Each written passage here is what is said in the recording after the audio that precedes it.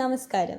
Indian ദേശീയ ടീമിന്റെ assistant കോച്ചും ഒരു പ്രൈം വോളിബോൾ ലീഗ് ടീമിന്റെ ഹെഡ് കോച്ചുമായ ശ്രീ ടോം ജോസഫുമായി അഭിമുഖം നടത്താനുള്ള അസുലഭ സൗഭാഗ്യം പ്രോഗ്രസീവിന് വന്നിരിക്കുന്നു. വോളിബോൾ രംഗത്ത് അദ്ദേഹം പിന്നിട്ട നാൾവഴികളെക്കുറിച്ചും അദ്ദേഹത്തിന്റെ സംഭാവനകളെക്കുറിച്ചും നമുക്ക് ചോദിച്ചറിയാം. എൻ്റെ പേര് അമർ അനീസ്. ഞാൻ 9ാം ക്ലാസ്സിൽ പഠിക്കുന്നു. എൻ്റെ ചോദ്യം എന്ന് വെച്ചാൽ 2014 അർജുന അവാർഡ് ലഭിച്ചത് ഒരു വലിയ അംഗീകാരമായിരുന്നു അല്ലേ? ആ അംഗീകാരം താങ്കൾക്ക് എന്താണ് അർത്ഥമാക്കുന്നത്? അതുപോലെ തന്നെ ഇത്രയും വലിയ വേദിയിൽ ആദരിക്കപ്പെട്ടപ്പോൾ സാറിന് എന്ത് തോന്നി? എന്തൊരു സ്പോർട്സ് താരം എന്ന് പറയുകയാണെങ്കിൽ ആ സന്ദർഭം എന്ന് പറഞ്ഞാൽ നമുക്ക് ഒരു ഭയങ്കര നമുക്കൊരു മോട്ടിവേഷനും അങ്ങനെ എന്താ പറയുക ഒരു ഉൾക്കൊള്ളാൻ കഴിയാത്തൊരു ഇതാണ് നമുക്ക് തോന്നിയത്. കാരണം എന്താ വെച്ചാൽ 2014 എനിക്ക് അർജുന അവാർഡ് കിട്ടിയത്. ഞാൻ 99 മുതൽ 2012 വരെ ഇന്ത്യൻ ടീമിലുണ്ടായിരുന്നു. ഇന്ത്യൻ ടീമിൻ്റെ ക്യാപ്റ്റനായിരുന്നു. എന്നിട്ടും അർജുന അവാർഡിന് പലവട്ടം അപേക്ഷകൾ പോയിട്ടുണ്ടായിരുന്നെങ്കിലും പക്ഷേ കിട്ടിയിട്ടുണ്ടായിരുന്നില്ല. 2014 അർജുന അവാർഡ് കിട്ടിയതിന് ശേഷം പത്രമാധ്യമങ്ങളൊക്കെ നമ്മുടെ അടുത്ത് സംസാരിച്ച ശേഷം നമുക്ക് അർജുന അവാർഡ് നേടുന്ന നമ്മുടെ സ്പോർട്സിലേക്ക് ഡൽഹിയിൽ വെച്ചിട്ട് നമ്മൾ രാഷ്ട്രപതി ഭവനിൽ വെച്ചിട്ടാണ് അർജുന അവാർഡ് ലഭിക്കുന്നത്. രാഷ്ട്രപതി ഭവനിലേക്ക് നമ്മൾ കയറി ചെല്ലുമ്പോൾ അതിന് തലേദിവസം തന്നെ നമുക്ക് റിഹേഴ്സലുണ്ടാവും. പ്രസിഡൻ്റ് അടുത്ത് എങ്ങനെയാണ് മേടിക്കേണ്ടത്, എങ്ങനെയാണ് ഇത് നമ്മളതിന് എങ്ങനെ പോകണം എന്നൊക്കെ പ്രസിഡൻ്റ് അവിടെ നിന്ന് നമുക്ക് റിഹേഴ്സൽ പറഞ്ഞു തരും അവർ. അപ്പോൾ അതനുസരിച്ച് നമ്മൾ തലേദിവസം റിഹേഴ്സൽ ചെയ്തതനുസരിച്ച് പിറ്റേ ദിവസം രാവിലെ ഒരു 4 മണിക്കൂർ മുമ്പ് രാഷ്ട്രപതി ഭവനിലെത്തണം. അവിടെ പോയി നമ്മൾ സൈലൻ്റായിട്ട് ഇങ്ങനെ ഇരിക്കുന്ന സമയത്ത് രാഷ്ട്രപതി മെല്ലെ പോഡിയത്തിലേക്ക് വരികയാണ്. പോഡിയത്തിലേക്ക് വന്ന് രാഷ്ട്രപതി വന്ന് നിൽക്കുന്ന കണ്ടപ്പോൾ നമുക്ക് ഭയങ്കര അതിശയമായിരുന്നു. ഇതിൽ കുറച്ച് പട്ടാളക്കാരെയും നമ്മളൊക്കെ നടുക്കൂടെ ഇങ്ങനെ രാഷ്ട്രപതി പോയി നമ്മൾ കൺമുമ്പിൽ കാണുമ്പോൾ നമുക്ക് ഭയങ്കര എന്താ പറയുക ഒരു വിസ്മയമായിരുന്നു. അപ്പോൾ നമ്മളവിടെ ചെന്നു, രാഷ്ട്രപതി വന്ന് നിന്നു, ദേശീയഗാനം ആലപിച്ചതിന് ശേഷം ഞങ്ങളിങ്ങനെ വെയിറ്റ് ചെയ്ത് ഇങ്ങനെ ഇരിക്കും. ഓരോരുത്തരെ ആൽഫബറ്റിക്കൽ ഓർഡറിലാണ് ഈ അർജുന അവാർഡ് ജേതാക്കളെ വിളിക്കുന്നത്. എയിൽ തുടങ്ങി വോളിബോളിൽ വിയിലായതുകൊണ്ട് എൻ്റെ പേര് അവസാനമാണ്. അപ്പോൾ ഞാൻ ടെൻഷനൊക്കെ ഉണ്ട്, രാഷ്ട്രപതിയിലേക്ക് പ്രോട്ടോക്കോൾ തെറ്റുമോ, രാഷ്ട്രപതി എങ്ങനെ മേടിക്കണം എന്നൊക്കെ എനിക്ക് ടെൻഷനൊക്കെ ഉണ്ട്. എന്നാലും ആ ടെൻഷനൊക്കെ മനസ്സിൽ വെച്ചുകൊണ്ട് ഓരോരുത്തരൊക്കെ മേടിച്ച് പോകുന്ന കണ്ട് ഇങ്ങനെ എന്താ പറയുക സന്തോഷത്തോടെ ഇരിക്കുന്ന സമയത്ത് എൻ്റെ പേര് വിളിച്ചു. ഞാൻ ചാടി എണീറ്റു, നിന്നപാടെ മാർച്ച് പാസ്റ്റ് ചെയ്ത് പോയിട്ട് സെൻറ്റർ വന്നു. അവിടുന്ന് എൻ്റെ അച്ചീവ്മെൻറ്റൊക്കെ അവിടുന്ന് അനൗൺസ് ചെയ്തു. അതിനുശേഷം ഞാൻ രാഷ്ട്രപതിയുടെ എടുത്തിട്ട് പോയി. രാഷ്ട്രപതി പ്രണബ് മുഖർജി സാറായിരുന്നു. രാഷ്ട്രപതി എന്നെ ഇങ്ങനെ നോക്കി, ഒന്ന് താഴോട്ട് നോക്കി. രാഷ്ട്രപതി നിൽക്കുന്നുണ്ട്, ഒരു 2-3 സ്റ്റെപ്പ് മേലെ നിൽക്കുന്നുണ്ട് ഹൈറ്റ് ലെവലാകാൻ വേണ്ടി. അപ്പം ഇങ്ങോട്ട് താഴോട്ട് നോക്കി മേലോട്ട് നോക്കിയപ്പോൾ ഹൈറ്റ് രാഷ്ട്രപതി അറിയാതെ കൈ നീട്ടി. ഞാൻ ഷെയ്ക്ക് കൊടുത്തു. പക്ഷേ പ്രോട്ടോക്കോൾ പ്രകാരം ഷെയ്ക്ക് കൊടുക്കാൻ പാടില്ല. രാഷ്ട്രപതി നമുക്ക് കൈ നീട്ടിയാൽ നമുക്ക് കൈ കൊടുക്കാം, അല്ലാതെ നമ്മൾ കൊടുക്കാൻ പാടില്ല. പക്ഷേ സാറ് കൈ നീട്ടിക്കൊണ്ട് ഞാൻ സാറിന് ഷെയ്ക്ക് കൊടുത്തു. അതിനുവേണ്ടി നമ്മൾ നമസ്കരിച്ചു. അതിനുശേഷം അർജുന അവാർഡ് കയ്യിൽ വേണ്ടി തിരിച്ച് മേടിച്ച് നമ്മൾ പോവുകയാണ് ചെയ്യുന്നത്.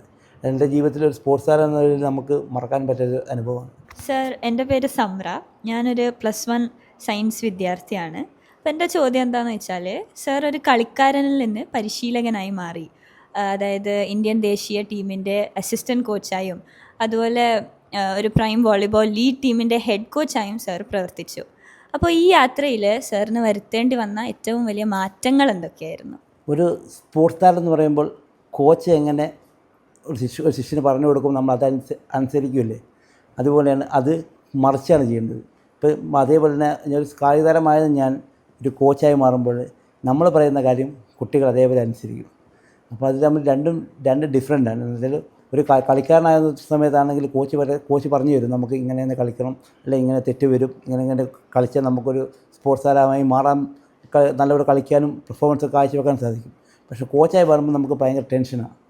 ടെൻഷൻ എന്ന് പറയുമ്പോൾ കളിക്കളത്തിൽ നമുക്ക് മൊത്തമായി കളി അറിയാം, കളി എന്തൊക്കെ സംഭവിക്കും നമുക്ക് ഏകദേശം ഒരു കളി 5 മിനിറ്റ് കഴിയുമ്പോൾ നമുക്ക് ഊഹിച്ചെടുക്കാൻ പറ്റും. അപ്പം കോച്ചായ സമയത്ത് നമ്മൾ കളിക്കളത്തിൽ ഉള്ളിൽ നിൽക്കുകയാണെങ്കിൽ ആ കളിക്കാരന് അത് നമുക്ക് എന്താ പറയുക, ആ ടെൻഷൻ ഉണ്ടാവില്ല. കളിക്കളത്തിൽ പുറത്തിരിക്കുന്ന ഒരു കോച്ചാകുമ്പോൾ ഭയങ്കര ടെൻഷനായിരിക്കും. കളി ജയിക്കണം ആഗ്രഹത്തോടെ കോച്ചുമാർ കുട്ടികളെയൊക്കെ കളിക്കാൻ സപ്പോർട്ട് ചെയ്ത് അവരെ ഭയങ്കരമായി മോട്ടിവേഷൻ ചെയ്ത് നമ്മൾ പറഞ്ഞു കൊടുക്കണം. കോച്ചാകുമ്പോൾ കളിക്കാരനാകുന്നില്ല, കളിക്കാരനാകുമ്പോൾ ടെൻഷൻ പറയാൻ വേണ്ടി കോർട്ടിൽ മറ്റുള്ള കളിക്കാരോട് കളിക്കുന്ന പറഞ്ഞാൽ നമുക്ക് അവരോട് മിങ്കിൾ ചെയ്യാൻ പറ്റും. പക്ഷെ കോച്ചാകുമ്പോൾ ഒറ്റയ്ക്ക് തന്നെ ഡിസിഷൻ ചെയ്യണം. അത് ഒരു കോച്ചിനെ സംബന്ധിച്ചൊരു ഭയങ്കരമായ ഒരു ടാസ്ക്കാണ്. അപ്പോൾ സാറിന് കൂടുതൽ ഇഷ്ടം അല്ലെങ്കിൽ കൂടുതൽ സാർ ആസ്വദിക്കുന്ന എന്താണ്? ഒരു പരിശീലകനായിട്ടാണോ അതോ ഒരു കളിക്കാരനായിട്ടാണോ? തീർച്ചയായും ഒരു കളിക്കാരനായിട്ടാണ് എനിക്ക് ഏറ്റവും കൂടുതൽ താല്പര്യം. എന്ന് വെച്ചാൽ ഞാൻ ഏകദേശം ഞാൻ പറഞ്ഞില്ലേ 15-20 വർഷത്തോളം കാലം ഈ ഫീൽഡിലുണ്ടായിരുന്നു. ഫീൽഡുണ്ടായിരുമ്പോൾ കളിക്കാർക്ക് ലഭിക്കുന്ന ഏറ്റവും വലിയ എന്താ പറയുക ഒരു അച്ചീവ്മെൻറ്റും അതേപോലെ തന്നെ ഇതൊക്കെ നേടിയെടുക്കാൻ സാധിച്ചിട്ടുണ്ട്. അപ്പം ഒരു കളിക്കാരൻ ഇപ്പോഴും എനിക്ക് കളിക്കണം ആഗ്രഹമുണ്ട്. പക്ഷേ എൻ്റെ രണ്ട് കാലിൻ്റെ മുട്ടിന് ഓപ്പറേഷൻ ചെയ്തുകൊണ്ട് പിന്നെ കളിക്കളത്തേക്ക് വരാൻ പറ്റാത്തതുകൊണ്ട്, പക്ഷേ വോളിബോൾ പിടിഞ്ഞു പോകാൻ സാധിക്കാത്തതുകൊണ്ടാണ് ഞാൻ വീണ്ടും രണ്ടാമത് ചെയ്യുമെന്ന് ആലോചിച്ചിട്ടിരിക്കുമ്പോഴാണ് ഇങ്ങനെ കോച്ചിങ് ഫീൽഡ് തിരഞ്ഞെടുക്കാൻ കാരണം. Sir, I am Amin Farooq from class 9th. എൻ്റെ ചോദ്യം എന്ന് വെച്ചാൽ സാറിൻ്റെ മികച്ച കരിയറിലേക്ക് തിരിഞ്ഞു നോക്കുമ്പോൾ സാറിന് മറക്കാനാകാത്ത മത്സരം അല്ലെങ്കിൽ ടൂർണമെൻ്റ് ഏതായിരുന്നു? എൻ്റെ തുടക്കത്തിൽ ഇന്ത്യൻ ടീമിലേക്ക് ആദ്യം വരുന്നത് ഞാൻ നേരത്തെ പറഞ്ഞൊരു സായിലൊരു സ്റ്റുഡൻ്റായിരുന്നു. സായിലൊരു സ്റ്റുഡൻറ്റ് ഞാൻ ജൂനിയർ ഇന്ത്യൻ ടീമിലേക്ക് പോകുന്നു. ജൂനിയർ ഇന്ത്യൻ ടീമിൻ്റെ സെലക്ഷൻ എനിക്ക് ഒരു വർഷത്തോളം കാലം ഞാൻ ഹൈദരാബാദിൽ ഒരു ഇൻഡോർ സ്റ്റേഡിയത്തിൽ ഇങ്ങനെ എന്താ പറയുക 8-9 മണിക്കൂർ ഒരു ദിവസം പ്രാക്ടീസ് ചെയ്യാറുണ്ട്. 8-9 മണിക്കൂർ നമ്മൾ സ്കൂളിലിരിക്കുമല്ലേ, 8-9 മണിക്കൂർ. അതുപോലെ 3 സെഷനായിട്ടാണ് പ്രാക്ടീസ്. രാവിലെ വെളുപ്പിന് 5 മണിക്ക് എണീക്കും, 5:45 ആകുമ്പോൾ ഗ്രൗണ്ടിൽ വരും, 6:45 7:45 വരെ രാവിലെ ഒരു സെഷൻ കഴിയും. സെഷൻ കഴിഞ്ഞ് നമ്മൾ നേരെ റൂമിൽ പോകുന്നു. ആ സെഷൻ എന്ന് പറയുമ്പോൾ ഒരുപാട് വർക്കൗട്ടുകളുണ്ട്. വർക്കൗട്ട് എന്ന് പറഞ്ഞാൽ റണ്ണിങ്, ഫിസിക്കൽ ഫിറ്റ്നസ്സിനുള്ള എല്ലാ സംഭവങ്ങളുണ്ട്. 1-2 മണിക്കൂർ എന്ന് പറഞ്ഞാൽ നമ്മളെ സംബന്ധിച്ച് ഏകദേശം മടുത്തു പോകും സാധാരണ ഒരു കളിക്കാരനാകുമ്പോൾ. നമ്മൾ ചെല്ലുന്നു, ഫസ്റ്റ് സെഷൻ കഴിയുന്നു. സെക്കൻഡ് സെഷൻ നമ്മൾ ബ്രേക്ക്ഫാസ്റ്റ് കഴിക്കുന്നു, 8:30 ബ്രേക്ക്ഫാസ്റ്റ് കഴിക്കുന്നു. എല്ലാം ടൈമാണ്. 8:30 ബ്രേക്ക്ഫാസ്റ്റ് കഴിക്കുന്നു, 8:45 റൂമിൽ പോകുന്നു, 9 മണി വരെ 15 മിനിറ്റ് കിടന്നുറങ്ങുന്നു. അത് കഴിഞ്ഞ് നമ്മൾ വീണ്ടും തിരിച്ച് 9:15 വീണ്ടും ഗ്രൗണ്ടിൽ പോവുക. ഗ്രൗണ്ടിൽ പോയി 9:15 ഗ്രൗണ്ടിൽ ചെല്ലുന്നു, 9:30 ഗ്രൗണ്ടിൽ ബോൾ എടുക്കുന്നു. 9 തൊട്ട് 10, 11, 12 വരെ ആ ഗ്രൗണ്ടിൽ നമ്മൾ വീണ്ടും നിൽക്കുകയാണ്. അതിനുശേഷം 12:30 നമ്മൾ അവിടുന്ന് ഗ്രൗണ്ടിൽ നിന്ന് വിട്ട് ഒരു 5 മിനിറ്റ് നടക്കാനുണ്ട്. ഹോസ്റ്റലിൽ വരുന്നു, തുണിയൊക്കെ കഴുകിയിടുന്നു. അതിനുശേഷം ലഞ്ച് കഴിക്കുന്നു. വീണ്ടും ഒരു 2 മണിക്കൂർ കിടന്നുറങ്ങും. 2-3 മണി, 3:30 ആകുമ്പോൾ എണീക്കും. 4 മണിക്ക് വീണ്ടും റെഡിയാവും. 4:30 ആകുമ്പോൾ വീണ്ടും ഗ്രൗണ്ടിലെത്തും. 5:30, 6:30, 7:30, 8 മണിക്കാകും പ്രാക്ടീസ് ചെയ്യും. പ്രാക്ടീസ് കഴിഞ്ഞ ശേഷം നമ്മൾ നേരെ പോന്നു, കുളി കഴിഞ്ഞ് ഡിന്നർ കഴിച്ച് അപ്പം തന്നെ കടലിൽ കയറി കിടന്നു ഉറങ്ങി. പിറ്റത്തെ ദിവസത്തേക്കുള്ള ഇത് നമ്മൾ തയ്യാറെടുക്കുക ചെയ്യുന്നത്. സാറിൻ്റെ വാക്കുകൾ ഏറെ പ്രചോദനം നൽകി. ഞാൻ ഫുട്ബോൾ സ്നേഹിക്കുന്നതും ഫുട്ബോൾ കളിക്കുന്ന ഒരാളാണ്. അപ്പം സാറിൻ്റെ ഈ വാക്കുകൾ എൻ്റെ കരിയറിൽ ഏറെ ഉപകാരപ്പെടും എന്ന് ഞാൻ വിശ്വസിക്കുന്നു. Thank you sir. ഒരു ചോദ്യം കൂടെ എനിക്ക് ചോദിക്കാനുണ്ട്. എന്താണെന്ന് വെച്ചാൽ വോളിബോളിനെയോ അല്ലെങ്കിൽ പൊതുവെ കായിക രംഗത്തെയോ പ്രോത്സാഹിപ്പിക്കുന്നതുമായി ബന്ധപ്പെട്ട് സാറിന് എന്തെങ്കിലും ദീർഘകാല പദ്ധതികളോ ലക്ഷ്യങ്ങളോ ഉണ്ടോ? അതൊന്ന് പങ്കുവെക്കാമോ? എനിക്ക് എന്താ പറയുക, ഒരുപാട് ലക്ഷ്യങ്ങളുണ്ടായിരുന്നു, ഇപ്പോൾ നടന്നുകൊണ്ടിരിക്കുന്നുണ്ട്. ഞാനൊരു എന്താ പറയുക അക്കാഡമി തുടങ്ങണം, അല്ലെങ്കിൽ കുട്ടികൾക്കായിട്ട് സമ്മർ കോച്ചിങ് ക്യാമ്പ് നടക്കണം ഒക്കെ ഉള്ളതൊക്കെ ലക്ഷ്യമൊക്കെ. അതും മറ്റുള്ളവരെ പോലെയല്ല, ഞാൻ തികച്ചും ഫ്രീ ആയിട്ട് തന്നെ. ഫ്രീ ആയിട്ടെന്ന് പറഞ്ഞാൽ ഞാനിപ്പം 3-4 വർഷമായിട്ട് ഞാൻ വർക്ക് ചെയ്യുന്ന Cochin refinery BPCL Bharat petrol എന്ന് പറഞ്ഞ കമ്പനിയിലാണ്. ഭാരത് പെട്രോൾ കമ്പനി എന്ന് പറഞ്ഞാൽ നമുക്ക് സ്പോർട്സിന് ഒരുപാട് എന്താ പറയുക നമുക്ക് ഒരുപാട് പ്രചോദനം നൽകും. അതേപോലെ ഈ എല്ലാ വർഷവും ഇപ്പോൾ ഞാൻ കളിക്കാരനായി മാറിയതിന് ശേഷം കോച്ചായതിനു ശേഷം എല്ലാ സമ്മറും നമ്മൾ മാർച്ച് സമ്മർ വരില്ലേ സ്കൂൾ വെക്കേഷനിൽ ഞാൻ സമ്മർ കോച്ചിങ് ക്യാമ്പ് നടത്താറുണ്ട്. സമ്മർ കോച്ചിങ് ഞാൻ ആദ്യത്തെ വർഷം എനിക്ക് നടന്നപ്പോൾ 25 കുട്ടികളുണ്ടായിരുന്നുള്ളൂ. രണ്ടാമത്തെ വർഷം നടന്നപ്പോൾ 45ആയി. മൂന്നാമത്തെ വർഷം നടന്നപ്പം ഇപ്പോൾ ഈ വർഷം മൂന്നാമത്തെ വർഷം 90 കുട്ടികളുണ്ടായിരുന്നു. 90 കുട്ടികളെയും ഫ്രീ ആയിട്ട് ഞാൻ കോച്ചിങ് നൽകി. അതിൽ രണ്ടാമത്തെ വർഷം വന്ന ഒരു കുട്ടി ഈ കഴിഞ്ഞ ജൂനിയർ ഇന്ത്യൻ ടീമിൻ്റെ സെലക്ഷന് ഇന്ത്യൻ ക്യാമ്പിൽ ചെന്നു. അവനവിടെ ഇന്ത്യൻ ക്യാമ്പിൽ സെലക്ഷനൊക്കെ കിട്ടി.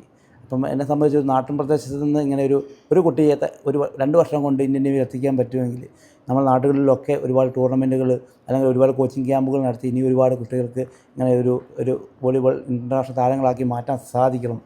എൻ്റെ വേറൊരു എയിമാണ് നമ്മളൊക്കെ ഇന്ത്യയിലെ കേരളത്തിലെ ഏതെങ്കിലും എല്ലാ ജില്ലകളിലും പറയാം, എല്ലാ ജില്ലകളിലും എല്ലാ സ്കൂളുകളിലും അടുത്തടുത്തുള്ള ഒരു പഞ്ചായത്തിലെടുത്ത് എത്ര സ്കൂളുണ്ടോ ആ സ്കൂളുകളൊക്കെ വോളിബോളിന് വേണ്ട വോളിബോൾ അല്ലെങ്കിൽ നെറ്റ് അങ്ങനത്തെ സംഭവങ്ങളൊക്കെ കൊടുത്ത് 8, 9, 15, 20 സ്കൂളുകൾ എടുത്തിട്ട് ആ സ്കൂളുകൾ വോളിബോൾ വളർത്തിയെടുത്ത് അടുത്ത ആ വളർത്തിയെടുത്തതിന് ശേഷം ഓരോരോ ടൂർണമെൻറ്റുകൾ അവരവരുടെ സ്കൂളുകൾ നടത്തുകയും അവരുടെ സ്കൂളിൽ നടത്തുന്ന ടൂർണമെൻറ്റ് അപ്പുറത്തെ സ്കൂളിൽ പോയി കളിക്കുകയൊക്കെ ചെയ്തിട്ട് ഒരു വോളിബോൾ കൂട്ടായ്മ ഉണ്ടാക്കി നമ്മളൊരു കേരളത്തിൻ്റെ പ്രതാപം വീണ്ടും ഉയർത്തണമെന്നൊരു ആഗ്രഹം കൂടിയുണ്ട്. Thank you sir. സാറിൻ്റെ വിലപ്പെട്ട സമയം നമുക്ക് വേണ്ടി ചെലവഴിച്ചതിനും നമ്മളെ ചോദ്യങ്ങൾക്കെല്ലാം ഉത്തരം പറഞ്ഞതിനും ഒരു വലിയ താങ്ക്സ് ഉണ്ട്. Thank you. Thank you.